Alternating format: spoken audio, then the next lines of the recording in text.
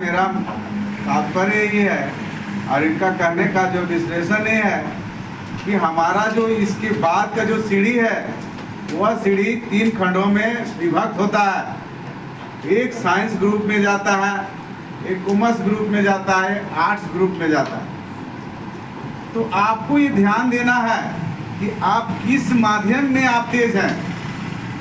यदि आपके पिताजी कोई कह दे कि बाबू आप साइंस में लो, यदि आपके मम्मी कहे कि कोई कह दे कॉमर्स में लो, कोई यदि कहे आर्ट्स में लो, तो आपको जो है थोड़ा सा पता करना है। पढ़े लिखे जितने भी भैया है, ये जो टीचर है कि आने वाला जो भविष्य है, आने वाला जो कल है, वो क्या चीज़ मांग रहा है, क्या चीज़ उसको ज़रूरत है, ये जो हमारा राज्य है वो क्या चाह रहा है, किसमें हम जो है इस जगह जाके सेटल हो सकते हैं, ये चीज़ को ध्यान देना हो। आज आपके समीप टीचर बैठे हुए हैं, सभी ने एग्जाम दिया, सभी टीचर ने एग्जाम दिया, आपके वाइस प्रिंसिपल भी एग्जाम दिए, रितमनी भी दिए, सभी टीचर एग्जाम दिए, सब टैलेंट टीचर हैं। लेकिन सबका जो है जगह जो है अलग अलग था, रास्ता अलग था।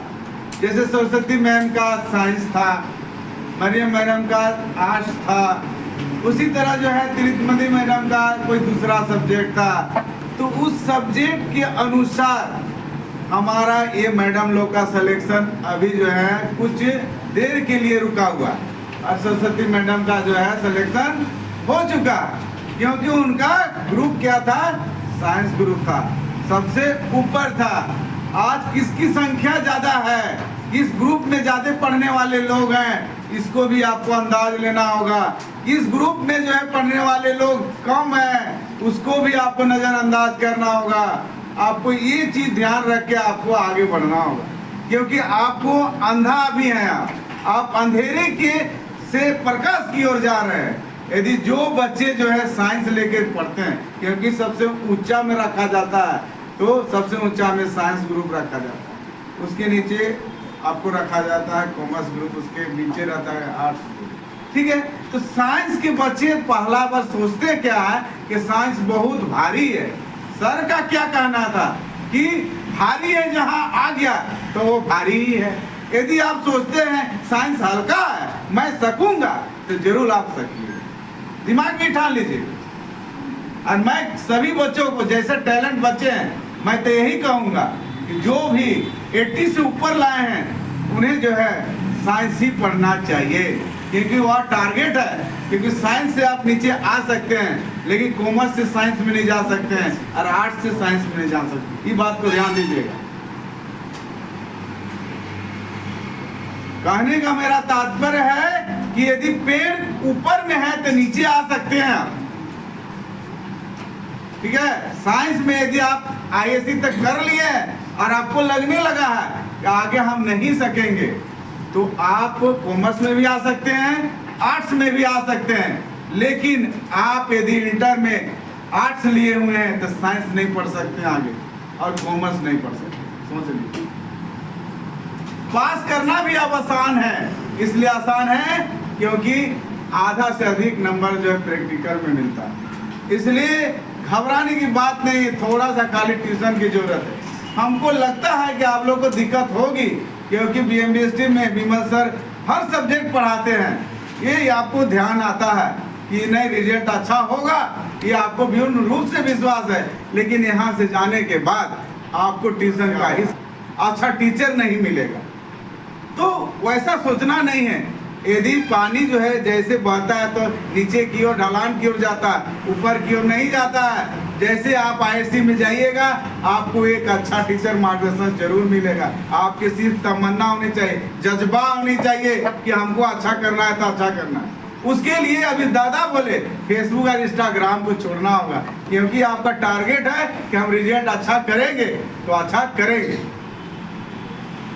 ये चीज को आपको ध्यान देना है। 80% वाले बच्चे को तो मैं कहूँगा कि वह भी जो है साइंस में, और 70 से ऊपर भी लाए हैं जिनका किसी कारण अच्छा नहीं हुआ, तो वो भी कम से कम जो है साइंस लेके पढ़े, क्योंकि कम से कम 2 साल आप साइंस लेके पढ़ते हैं तो आपका टारगेट उस 2 साल के अंदर में ये 4, 5, 6, 7, 10, 15 100 आदमियों से आपका जो है मिलान होगा, 100 व्यक्तियों के साथ आपका जुड़ा होगा, 1000 को मित्र बनेंगे, 1000 को अभिभावक बनेंगे। आपको लाइनअप कर देंगे कि आप इंजीनियरिंग में जाइएगा, कि आप जो है ना मेडिकल में जाइएगा, कि आप जो है ना अकाउंट में जाइएगा। ये आपको खुद ही रास्ता मालूम पड़ जाएगा, आपको बताने की हम लोग को जरूरत नहीं पड़ेगी। आप खुद अब जो है अभिभावक की तरह आप ज्ञानवान हो जाएंगे। इसलिए अभी घबराने की जरूरत नहीं है। नहीं तो पहले सोच लीजिए अरे हम तो कमजोर हैं, आर्ट्स पढ़े। ठीक है, आपकी यदि सोच है तो आर्ट्स से पढ़ के भी आगे बढ़ा जा सकता है, लेकिन अंतिम क्षण है। लेकिन साइंस से कुछ टारगेट जल्दी नहीं मिलता है, इसलिए साइंस की ओर आपको अग्रसित होना होगा। और एक चीज ध्यान देना होगा कि जबरदस्ती यदि आपको नई पढ़ाई में आपको लगता है कि हमको पढ़ना नहीं है, डिप्लोमा में जाना चाहते हैं, आप जाइए, क्योंकि आपकी खुशी है, आपका सोच है, आपका जो मन है, जहाँ चाहता है वहाँ जाइए। बहुत लाइन है आपके पास, पॉलिटेक्निक लाइन है, डिप्लोमा लाइन है, कॉलेज लाइन को छोड़ के आप जा सकते हैं। तो आपको उसमें कोई भी जो है ना ऐसा जो है दुख नहीं होना चाहिए। और यही 2 साल आपका टारगेट का जीवन है, 2 साल। यदि आप इस 2 साल में बिगड़िएगा कि जिंदगी, दादा जो बोले ना कि आप जीवन भर भागते रह जाइएगा, समझ गए ना, जीवन भर भागते रह जाइएगा, लेकिन आपका लाइफ नहीं बनेगा। क्योंकि यही 2 साल में आप बिगड़ सकते हैं, आप यही 2 साल में आपका नेचर खराब हो सकता है, और यही 2 साल में आप अच्छा बन सकते हैं। अभी तक आप लोगों ने क्लास में गुड मॉर्निंग, गुड आफ्टरनून करते होंगे। कि आजकल अभी सरकार पहल करती है स्कूल में, साप्ताहिक रूटीन बना दी है कि आपको जोहार करना है, नमस्कार करना है, गले मिलना है। सप्ताह के हिसाब से देखते हैं सरकारी स्कूलों में इस तरह की रूटीन बनी हुई है। पता नहीं सर यहाँ बनाया है कि नहीं बनाया है, लेकिन अब आप लोग यहाँ से गुड मॉर्निंग, गुड आफ्टरनून को बुला के आप शुरुआत कीजिए। जो भी यहाँ इस संस्थान को छोड़ के जा रहे हैं बाहर से। साथ ही मैं यहाँ पे आए हुए हमारे गेस्ट और सबसे ज़्यादा मैं इस विद्यालय के प्रधानाचार्य का बहुत आभारी और धन्यवाद देता हूँ कि हमारे एरिया में, हमारे पंचायत में कहीं पे आप लोगों ने बरगद का पेड़ नहीं देखा होगा। जब पहले देखे होंगे लेकिन अब देखने को नहीं मिलेंगे। अब आप ये समझ लीजिए कि अब हमारे लिए बरगद का पेड़ हमारे गुरुजी ही हैं, और आपके शिक्षक उनकी जड़ें हैं, जिस पे आप सींच के एक लता की तरह आप मजबूत बनेंगे। अब प्रयास यही कीजिए कि आपको वही लता बनना है जो इतना मजबूत हो कि आदमी चढ़े, झुलाए पर टूटे ना। अपने आप को इतना मजबूत आप लोगों को खुद बनाना होगा, क्योंकि आज आप यहाँ से छोड़ के जा रहे हैं। हो सके आपके शिक्षक जो जिन्हें आप अच्छे से पसंद करते होंगे, किन्हीं का फेवरेट टीचर होता है, किन्हीं का टेबल टीचर होता है, हो सके कोई टीचर होगा जिसे आप लोग पसंद नहीं करते होंगे, लेकिन आप ये जान लीजिए कि 6 महीना बाद सबसे ज़्यादा आप इन्हीं टीचरों को आप मिस कीजिएगा। आपके आने वाले दिनों में आपको कोई भी कितना भी ज्ञान दे दे, कॉलेज में, कहीं पे भी, यूनिवर्सिटी में, आप उन टीचरों को अपने दिमाग में उतना याद नहीं रख पाइएगा जितना कि आप एक हाई स्कूल, एक प्राथमिक स्कूल या बचपन से जो पढ़े रहते हैं, वही टीचर आपके जीवन काल तक आपको ध्यान में रहेंगे। क्योंकि बातें आपको हमेशा हर रास्ते पे आपको एक बार दिशा दिखाएंगे कि हमको इस टाइम पे ये बताया था। जीवन से लड़ने की चीज़ें आपको जो ये लोग पढ़ाते पढ़ाते आप लोगों को बताए होंगे, वो भले आपके ध्यान में नहीं होगा, लेकिन आने वाले दिनों में जब आप उस राह पे होंगे तब आपको इनकी बातों को याद कीजिएगा कि हाँ सही में वाकई में आज वो चीज़ हम देख रहे हैं। जो चीज़ें आप लोगों को इन्होंने आज बताई होंगी वो आपको अब आज के बाद ज़िंदगी में कोई टीचर नहीं बताएगा।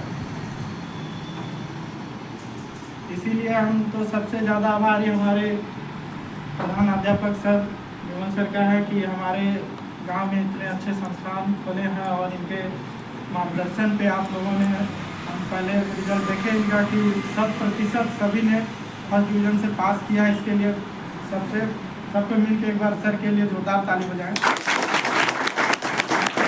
साथ ही आप लोगों के उज्जवल भविष्य की हम कामना करते हैं। चलिए, बहुत बहुत धन्यवाद।